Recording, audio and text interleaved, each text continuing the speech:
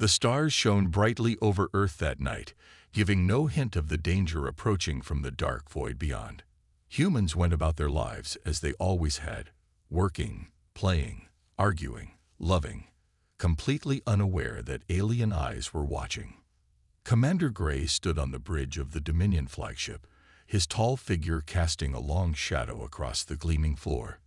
His six-fingered hand moved across the holographic display, zooming in on the blue planet.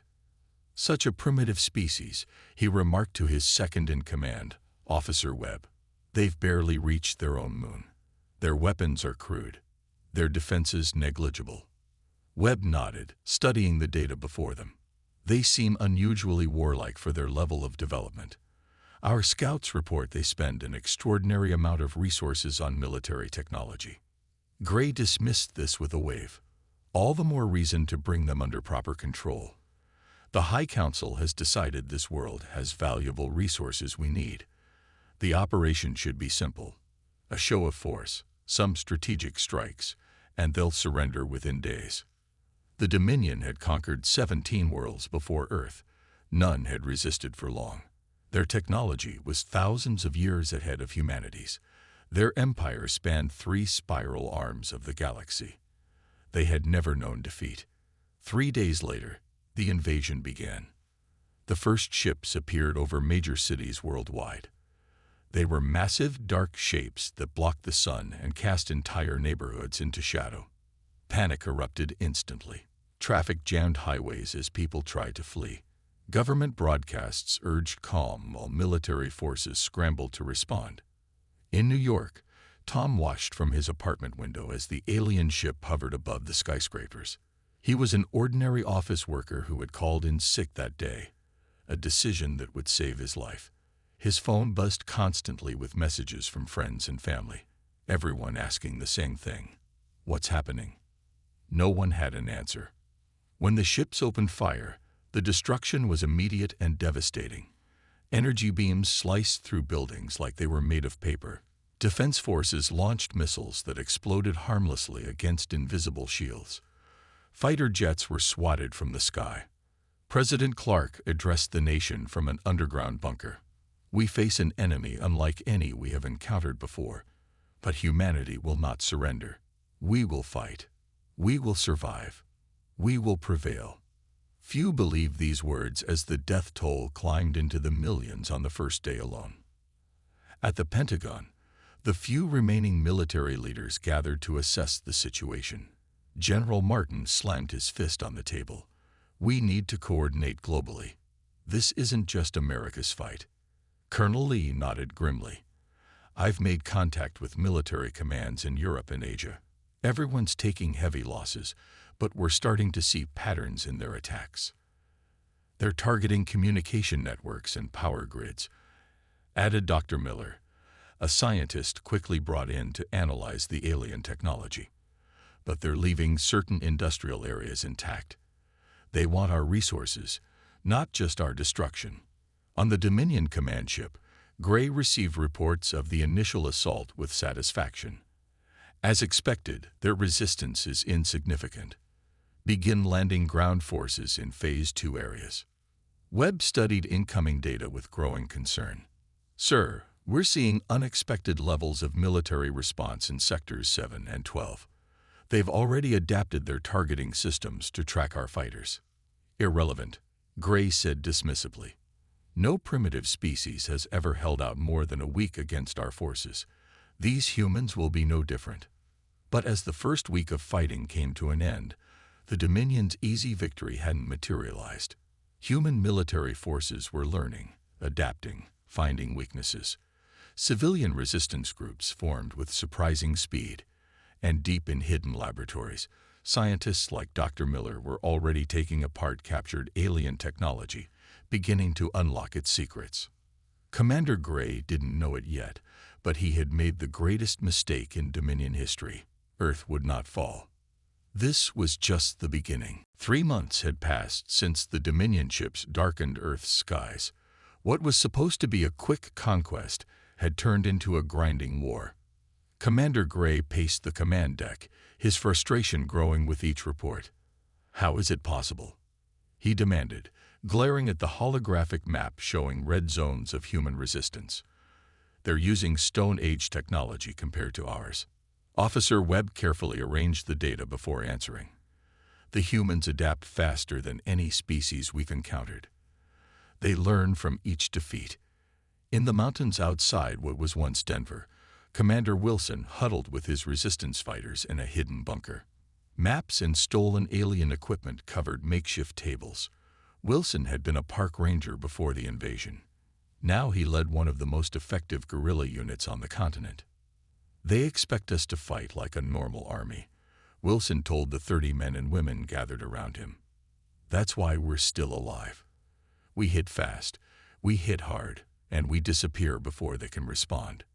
A young fighter named Mike raised his hand. But their tech is so advanced. How are we supposed to win? Wilson pointed to a captured alien weapon. 3 months ago, we didn't know how to use this. Now we're taking them down with their own guns. 3 months from now, who knows what we'll be capable of? Across the ocean, in what remained of London, Dr. Miller worked tirelessly in an underground lab. The British Museum had been converted into a research facility, protected by layers of rubble above that hid it from alien scanners. The breakthrough is in their power systems, Dr. Miller explained to the international team of scientists around her. They use a form of crystal energy we've never seen before. But the principles behind it are understandable. Her colleague Dr. Park held up a small device. We've managed to crack their communication codes. We can listen to their transmissions now. And soon, Miller added, we'll be able to disrupt them. On the Dominion flagship, Commander Gray received more troubling news. 3 supply ships had been destroyed in the last week. A ground base in the region humans called Australia had gone silent overnight. They're learning too quickly, Webb warned. The Council is asking questions about our progress. Gray slammed his fist down. Send in the second wave. We'll crush these humans with overwhelming force. But the Dominion hadn't counted on human ingenuity. In a breakthrough that would change the course of the war, Dr. Miller discovered a fatal flaw in alien shield technology. Their shields oscillate at a specific frequency, she explained to military leaders on a secure video call. If we hit them with a precisely timed electromagnetic pulse, followed by a conventional attack during the 3-second reset window. General Martin finished her thought. We can bring down their ships. The plan was set into motion with careful coordination. Resistance groups worldwide were equipped with modified EMP devices. Military forces prepared their most powerful weapons. Commander Wilson led his team to a position near a hovering Dominion patrol ship. Remember, timing is everything, he told them as they set up the EMP device. We'll only get one shot at this. When the signal came, resistance groups around the world activated their devices simultaneously. For a moment, nothing seemed to happen. Then, alien ships everywhere flickered, their shields momentarily failing. A coordinated attack that followed brought down 37 Dominion vessels in a single day. Humans cheered as they watched the massive ships crash to Earth. In his command center, Wilson allowed himself a rare smile. This is just the beginning. On the flagship, Gray received the catastrophic news in stunned silence. For the first time, doubt crept into his mind. Impossible, he whispered.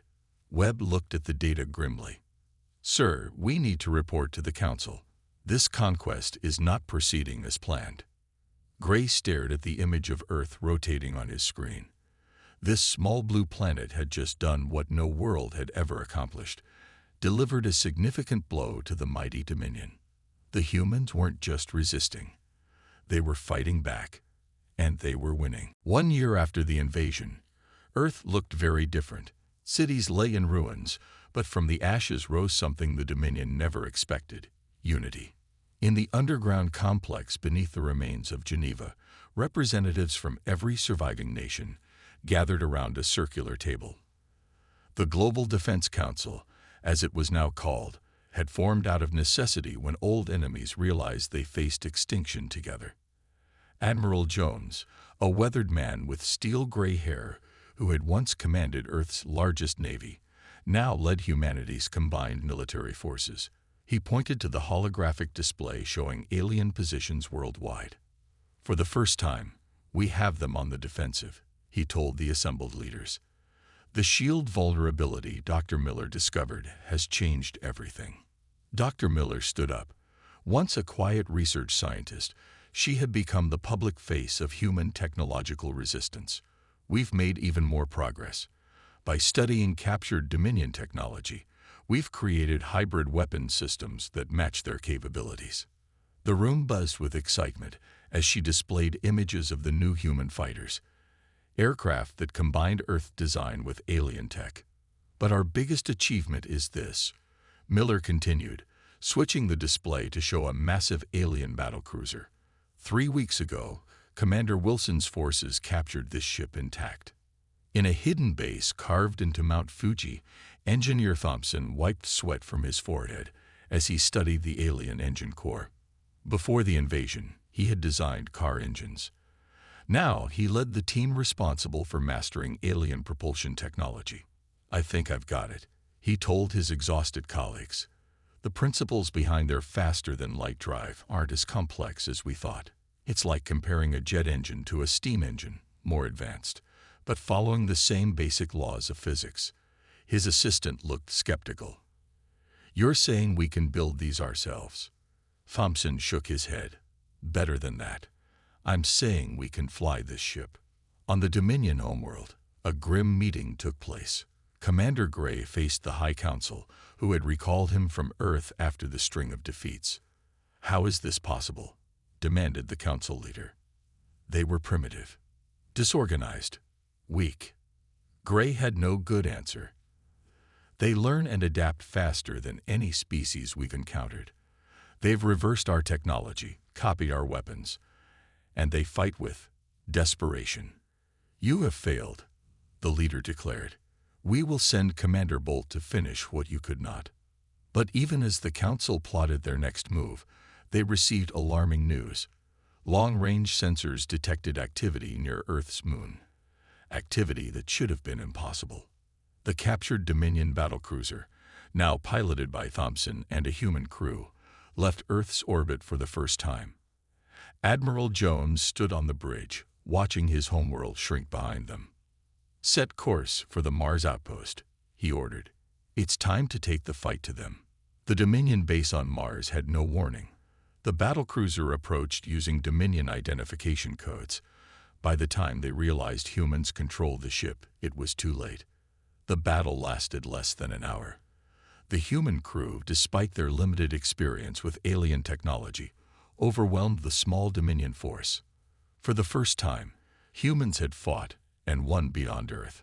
As prisoners were secured and the base captured, Commander Wilson planted an Earth flag in Martian soil.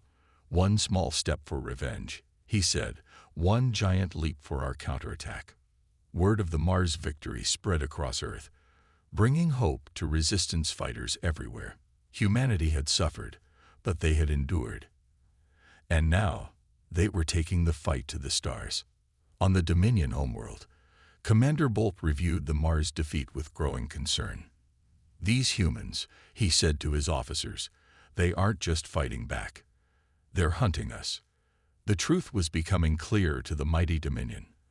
Attacking Earth had awakened a terrible force, a species that refused to be conquered, and now would not rest until they had their vengeance.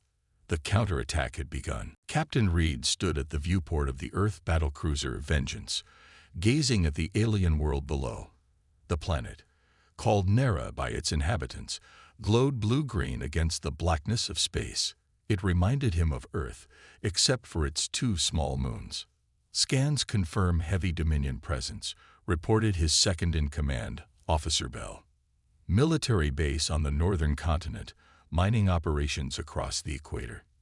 Indigenous population estimated at 4 billion. Reed nodded grimly.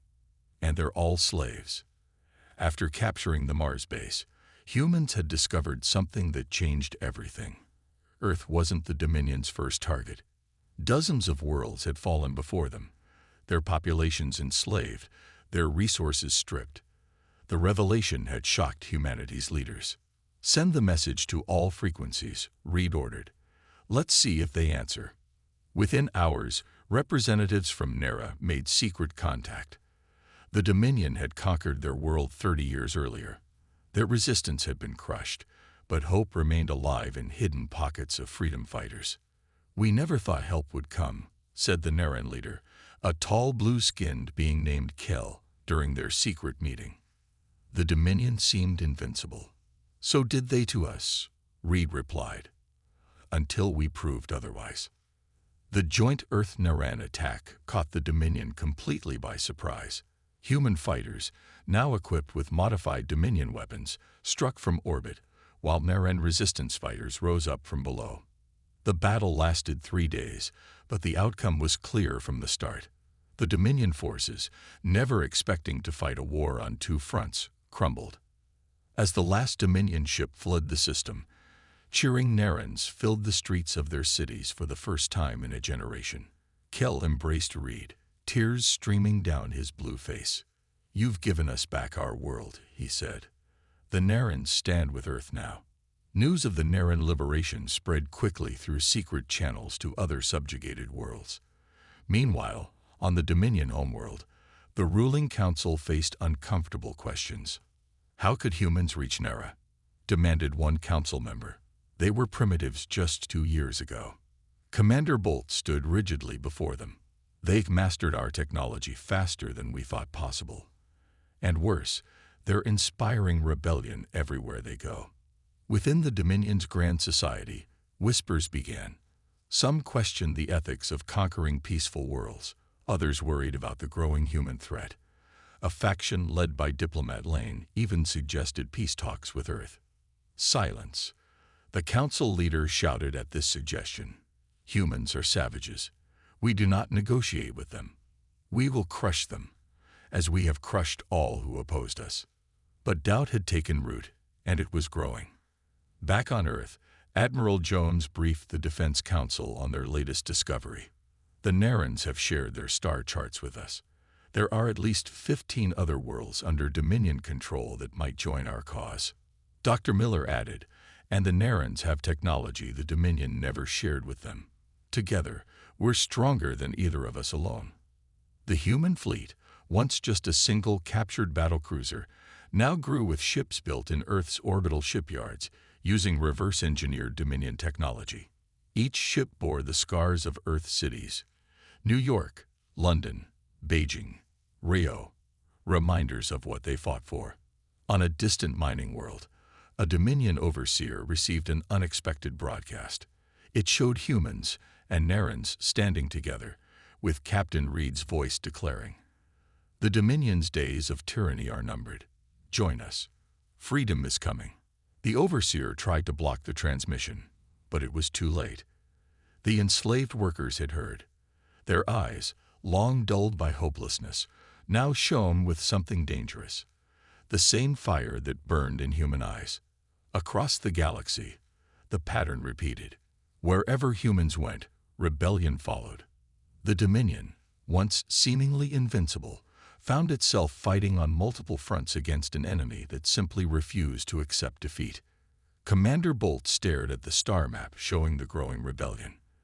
They're not just fighting for Earth anymore, he realized with growing dread. They're fighting for the galaxy. 3 years had passed since the Dominion ships first darkened Earth's skies. What began as humanity's desperate struggle for survival had transformed into something the galaxy had never seen before, a full-scale rebellion against the mightiest empire among the stars. In Earth's orbit, massive shipyards floated like metal spiderwebs against the blackness of space, where once humans had only dreamed of reaching the moon. Now they built warships that could cross the galaxy. General Baker watched from the command deck as the newest vessel, Defiance, detached from its construction cradle. A stocky man with a scared face, Baker had been a tank commander before the invasion. Now he commanded Earth's offensive fleet. "She's beautiful," he said to no one in particular. His aide nodded in agreement. 30 ships ready, sir. The largest fleet we've assembled yet." Baker's expression hardened. "And our target?" "The Dominion's main shipyards at Proxima Station. Our intelligence from the liberated worlds confirms it's where they're building their new dreadnoughts. Baker studied the holographic display showing their target, a massive space station surrounded by partially built Dominion warships. If we destroy those shipyards, we cut their production capacity by 60%. It's heavily defended, sir. Baker smiled grimly. They still think like the Dominion. They expect frontal assaults, overwhelming force. They haven't learned. The human fleet departed the next day, joined by ships from 7 liberated worlds. What had begun as Earth's fight had become a galactic alliance of the formerly oppressed. On the Dominion homeworld, the council meeting had dissolved into shouting.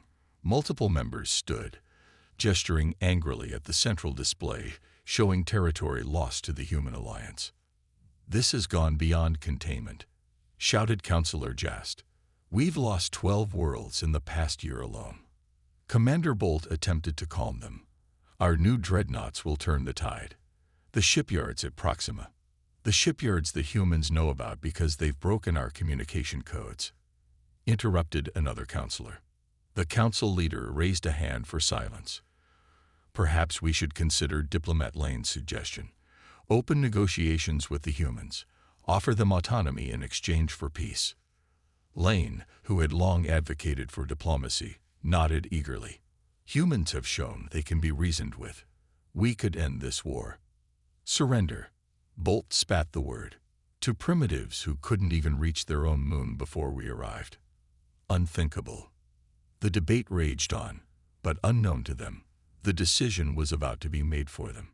General Baker's fleet emerged from faster-than-light travel directly behind Proxima Station. The Dominion, expecting any attack to come from the front where their defenses were strongest, had left their rear virtually unprotected. "They always make the same mistake," Baker told his captains over the comm. "They can't imagine anyone fighting differently than they do." On the bridge of the Defiance, Baker gave the order, "All ships, execute pattern thunder." Instead of forming a traditional battle line, the human fleet scattered in seemingly random directions. Dominion commanders, trained in conventional warfare, couldn't predict where strikes would come from. Human ships fired from impossible angles, using maneuvers that Dominion tactical computers classified as suicidal, but human pilots executed perfectly. Within hours, the shipyards were in flames. Half-built dreadnoughts drifted in pieces through space. Baker watched as the last Dominion defender fled the system. "Send the message," he ordered. Across Dominion space, on thousands of worlds, the same transmission appeared, footage of the destroyed shipyards, followed by a simple message in the Dominion language. "You attacked our world. Now we're coming for yours." On the Dominion homeworld, the Council watched the transmission in stunned silence. Their greatest military asset lay in ruins. The mighty empire that had never known defeat was losing, not just battles, but the war itself. The Council leader turned to Commander Bolt. "You said they were primitives." Bolt had no answer. The tide had turned. Humanity's wrath was coming for the heart of the Empire. Admiral Jones stood on the bridge of Earth's flagship, Retribution, his weathered face reflecting the glow of tactical displays. Before him stretched the largest fleet ever assembled by the Human Alliance. 200 ships from 23 liberated worlds, all united by a single purpose, to end the Dominion threat forever. Final reports coming in. Admiral reported his second-in-command. "All ships ready. Jump coordinates locked on the Dominion homeworld." Jones nodded silently. In the 4 years since the invasion of Earth, he had led humanity from near extinction to this moment. The coordinates for the Dominion homeworld had been their most closely guarded secret, extracted from captured command ships piece by piece. "Send the message to all ships," Jones ordered. "We jump in 5 minutes." Across the fleet, captains received the order. On the medical ship Mercy, Dr. Miller checked her equipment one final time. On the assault carrier Vengeance, Captain Reed briefed his ground forces. And on Thunder, General Baker prepared his fighter squadrons. Each leader carried memories of Earth's darkest days. Each remembered the billions who had died. and each was determined to ensure it never happened again. On the Dominion homeworld, Emperor Drac reclined on his golden throne, surrounded by the splendor of 1,000 conquered worlds. Tall and imposing even among his kind, he had ruled the Dominion for 2 centuries, overseeing its expansion across 3 spiral arms of the galaxy. These humans continue to be an annoyance, he told his assembled advisors, but they cannot touch us here. Commander Bolt shifted uncomfortably. Your Majesty, our outer defenses are the strongest in the galaxy, the Emperor interrupted. No enemy has ever penetrated the homeworld's shields. No enemy ever will. The Emperor's confidence stemmed from the planet's defensive system. 3 overlapping shield layers powered by the combined energy of 3 artificial suns. For millennia, it had been considered impenetrable. The humans are clever, yes, the Emperor continued, but they are still primitives playing with technology they barely understand. They cannot. An aide burst into the throne room, breaking all protocol. Your Majesty, our sensors detect multiple jump signatures, hundreds of ships. The Emperor rose slowly. Impossible. But the impossible had happened. The human fleet emerged from faster-than-light travel directly inside the outermost shield layer. The key to their success, Engineer Thompson had discovered that the Dominion shields, designed to keep ships out, had a fatal flaw. They couldn't prevent properly timed jumps from bypassing them entirely. On the Retribution, Admiral Jones gave the order. All ships, commence attack plan Omega. The human fleet, instead of attacking in formation as Dominion doctrine dictated, scattered into smaller groups, each targeting different strategic locations. The Dominion Defense Fleet, trained to repel conventional assaults, found themselves overwhelmed by tactics they'd never encountered. "They're inside the city shields," shouted a Dominion commander as human dropships breached the atmosphere. Captain Reed led the ground assault, his troops landing directly at the Imperial Palace. "Remember," he told his soldiers, "we take the Emperor alive if possible. This ends today." The palace guards fought fiercely, but were unprepared for human combat tactics. Reed's forces pushed forward room by room, using techniques perfected in 4 years of brutal warfare. In the throne room, Emperor Drac listened to reports of the palace being breached with growing disbelief. "How is this happening?" he demanded. Commander Bolt had no answers. The defenses considered unbreakable for millennia had fallen in hours. The throne room doors exploded inward. Captain Reed strode through the smoke, flanked by soldiers from Earth and 6 liberated worlds. The Emperor rose to his full height, facing humans for the first time. "Impossible," he whispered. Reed's expression was stone. "You should have left Earth alone." Outside, the Dominion capital burned as the Emperor's guards dropped their weapons. 4 years of war, billions of lives lost, all because one empire thought humans would be easy to conquer. Their biggest mistake. The Grand Council chamber of the former Dominion Palace gleamed under the light of 3 suns. Once a place where Emperor Drac had ordered the conquest of countless worlds, it now hosted representatives from over 50 species. At the center table sat the leaders of the new Galactic Alliance. Admiral Jones, now with more gray in his hair than when the war began, stood to address the assembly. 5 years had passed since the Dominion ships first appeared over Earth. 5 years that had transformed humanity from isolated planetary dwellers to leaders of an interstellar coalition. "The surrender document has been signed," Jones announced. "As of today, the Dominion Empire officially ceases to exist." Applause filled the chamber, representatives from dozens of formerly enslaved worlds celebrating their final liberation. In the front row, Emperor Drac sat under guard, his once magnificent robes now plain, his empire now dust. Commander Wilson, who had led the first successful resistance on Earth, now oversaw the peacekeeping forces. He stepped forward to outline the next phase. "The transition won't be easy," Wilson explained. "Many worlds have known only Dominion rule for generations.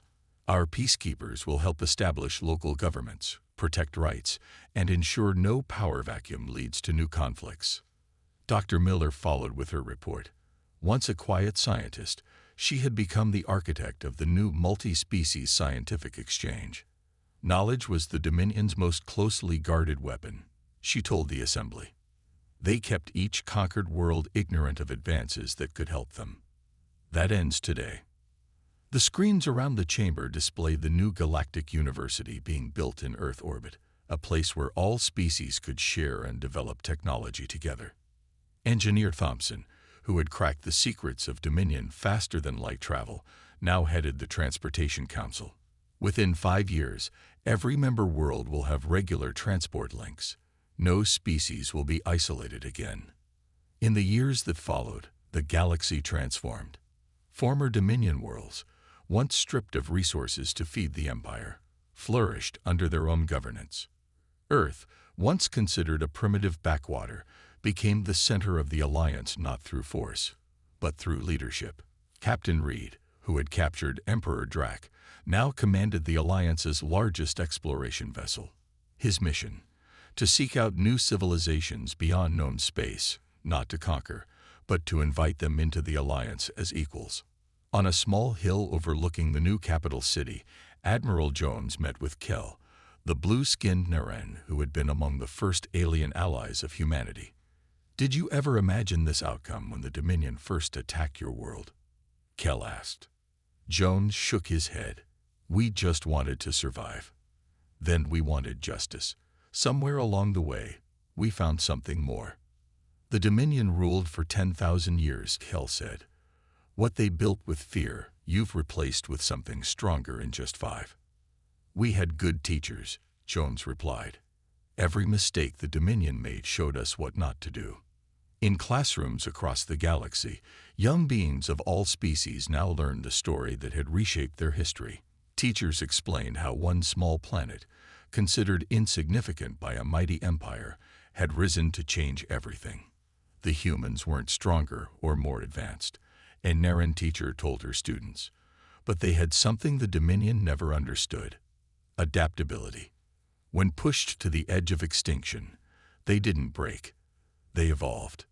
On Earth, rebuilt cities stood alongside monuments to those lost in the invasion. Humanity had paid a terrible price, but had gained the stars in return. Ships departed daily for distant worlds, carrying humans who once could only dream of visiting other countries, now traveling to other solar systems. Emperor Drac, watching from his simple quarters where he lived under house arrest, finally understood the truth. The Dominion had conquered through overwhelming force. Humans had won through innovation, cooperation, and sheer determination. Attacking Earth had indeed been their biggest mistake, and the galaxy would never be the same again.